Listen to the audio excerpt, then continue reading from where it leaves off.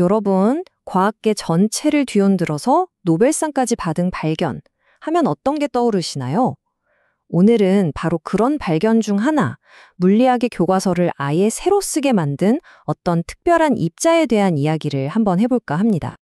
자, 1974년 11월 이후의 물리학은 그 이전과 다르다. 이 말 정말 대단하지 않나요? 아니, 대체 딱 한 달 사이에 무슨 일이 있었길래 과학의 한 분야가 통째로 바뀔 수가 있었을까요?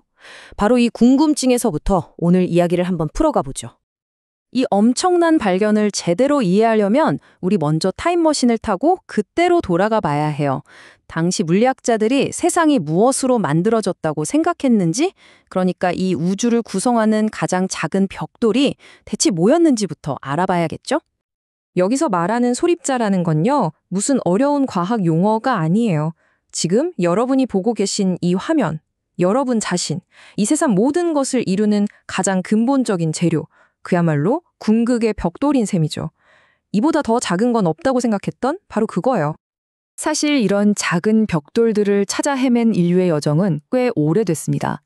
우리가 이야기할 1974년보다 무려 70년도 더 전인 1906년에 J.J. 톰슨이 전자라는 벽돌을 처음 발견했고요. 또 1936년엔 칼 앤더슨이 그 짝꿍인 양전자를 발견해서 노벨상까지 받았죠. 이렇게 차곡차곡 우주의 비밀을 밝혀오다가 마침내 1974년 새로운 시대에 막이 오르게 된 겁니다. 자, 여기서부터가 진짜 재밌어집니다. 이 전자와 양전자는요, 마치 쌍둥이 같아요. 뿅 하고 에너지에서 태어났다가 둘이 만나면 다시 펑 하고 에너지로 돌아가거든요. 이게 바로 우리 이야기의 핵심 열쇠입니다. 과학자들은 바로 이 마법 같은 현상, 에너지가 입자가 되고 입자가 다시 에너지가 되는 이 과정을 이용해서 뭔가 새로운 걸 찾아내려고 했던 거죠. 자, 그런데 이 발견이 더 드라마틱한 이유는요, 마치 영화처럼 한 명의 천재가 유레카를 외친 게 아니라는 점이에요. 놀랍게도 거의 같은 시간에 서로 전혀 다른 곳에 있던 두 개의 연구팀이 이 발견을 해냅니다. 미국을 한번 볼까요? 동부의 MIT에서는 세미엘 팅 교수가, 서부의 스탠포드에서는 버턴 레이터 교수가 팀을 이끌고 있었어요.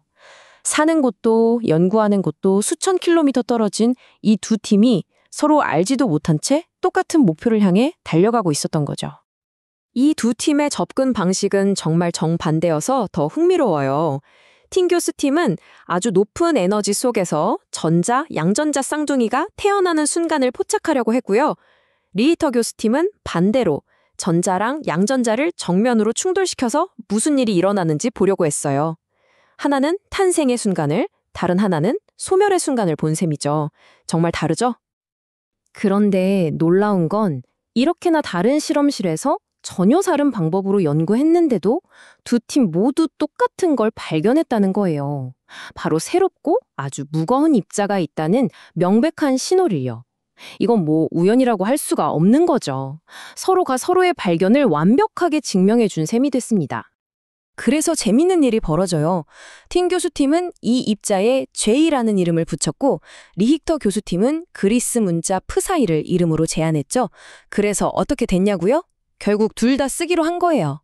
그래서 오늘날 이 입자는 J/프사 입자라는 아주 독특한 이름을 갖게 됐습니다. 두 팀 모두의 공로를 인정해준 아주 멋진 결정이죠? 자, 좋습니다. 그래서 새로운 입자를 찾았어요. 근데 그게 뭐 그렇게 대단한 일일까요? 그냥 과학자들이 발견한 입자 목록에 줄 하나 더 긋는 거, 그 정도 아니었을까요? 왜 이 발견이 세상을 뒤흔들었다고까지 말하는 걸까요? 그 이유는요, 이 녀석이 완전 별종이었기 때문입니다.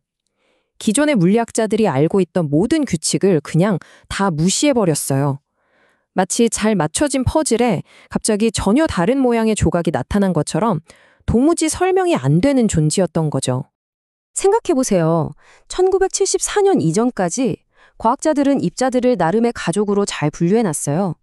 이 족보에 따르면 모든 게 딱딱 들어맞았죠. 그런데 J/프사이 입자는 그 어떤 가족에도 속하지 않는 완전히 뜬금없는 이방인이었던 거예요. 족보 어디에도 이 녀석이 들어갈 자리가 없었습니다. 이걸 좀 비유를 들어볼게요. 당시 물리학자들이 탐험하는 에너지 지형이라는 게 있었다고 쳐봐요. 그 지형은 대부분 나지막한 언덕들로 이루어져 있었어요. 과학자들은 이 지도를 보면서 저기쯤 가면 저런 언덕이 있겠구나 하고 다 예측할 수 있었죠. 아주 익숙한 풍경이었어요.